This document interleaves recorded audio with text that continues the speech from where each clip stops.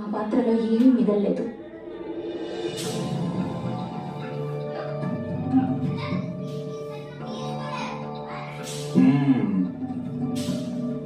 ఆలోచించవలసిన విషయమే. ఈ మహర్షికి ఎలా నచ్చజెప్పాలి? మహా సంకట పరిస్థితే ఇది.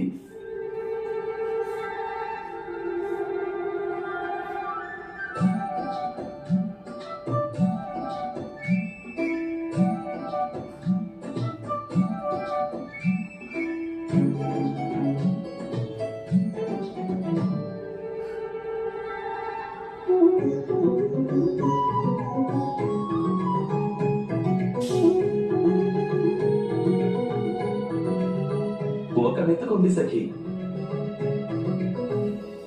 కానీ ఈ ఒక్క మెతుకుతో ఆ తాపసులందరికీ సంతృప్తి కలగదు కదా, అవునా? ఎలా కలుగుతుంది గోవిందా?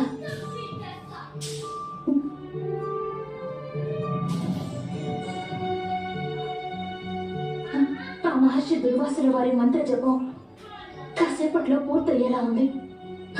గోవిందా, వారికి వారి శిష్యులకు నేను వెంటనే భోజనం వడ్డించాలి. ఇట్టి పరిస్థితిలో ఈ ఒక్క మెతుకును వారి కోసం మిగిల్చవలసిన అవసరం ఏమీ లేదు. నేనే తినేస్తాను.